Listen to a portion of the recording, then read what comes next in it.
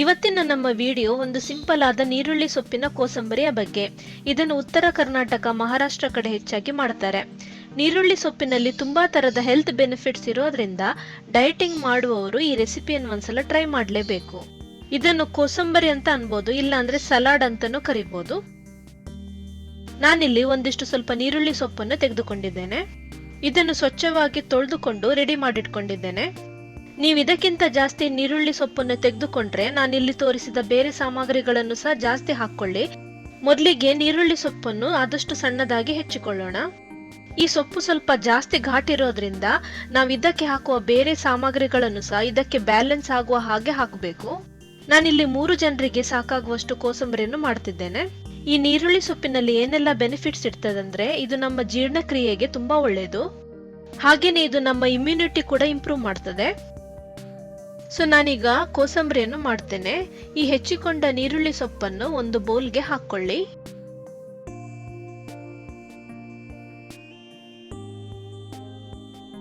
ನಾನಿಲ್ಲಿ ಒಂದು ದೊಡ್ಡ ಗಾತ್ರದ ಟೊಮ್ಯಾಟೊವನ್ನು ರಫ್ ಆಗಿ ಹೆಚ್ಚಿಕೊಂಡಿದ್ದೇನೆ. ಅದನ್ನು ಸಹ ಇದರ ಜೊತೆಗೆ ಸೇರಿಸಬೇಕು.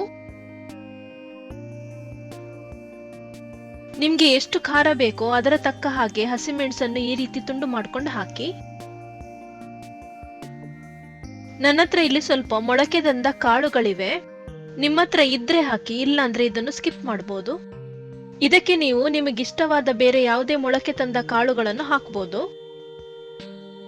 ಈಗ 1 ಟೀ ಸ್ಪೂನ್ ಅಷ್ಟು ಅಚ್ಚ ಖಾರದ ಪುಡಿಯನ್ನು ಹಾಕ್ತಿದ್ದೇನೆ.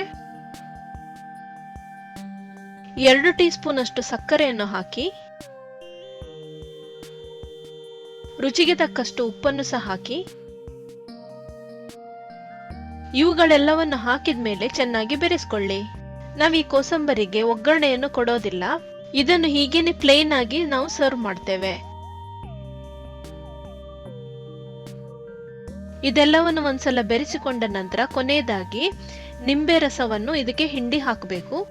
ಈ ಕೋಸಂಬರಿಯ ಟೇಸ್ಟ್ ಹೇಗಿರ್ತದಂದ್ರೆ, ಇದರಲ್ಲಿ ಉಪ್ಪು, ಖಾರ, ಹುಳಿ, ಸ್ವಲ್ಪ ಸಿಹಿ ಎಲ್ಲಾನು ಇದೆ.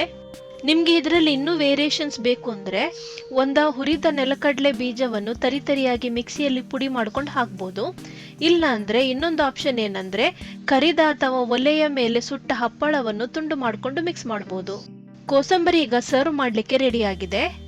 ಇದನ್ನು ನಿಮ್ಮ ಊಟದ ಜೊತೆಗೆ ಸೈಡ್ ಡಿಶ್ ಆಗಿ ಬಳಸಿ. ಈ ರೆಸಿಪಿಯನ್ನು ಟ್ರೈ ಮಾಡಿ ನಿಮ್ಮ ಅನಿಸಿಕೆಯನ್ನು ನಮ್ಮ ಕಮೆಂಟ್ ಮೂಲಕ ತಿಳಿಸಿ. ಈ ವಿಡಿಯೋ ಇಷ್ಟವಾಗಿದ್ರೆ ಲೈಕ್ ಮಾಡಿ, ಇಲ್ಲಾಂದ್ರೆ ಡಿಸ್ಲೈಕ್ ಮಾಡಿ. ನಾವು ಪುನಃ ಭೇಟಿಯಾಗೋಣ. ಎಲ್ಲರಿಗೂ ನಮಸ್ಕಾರಗಳು.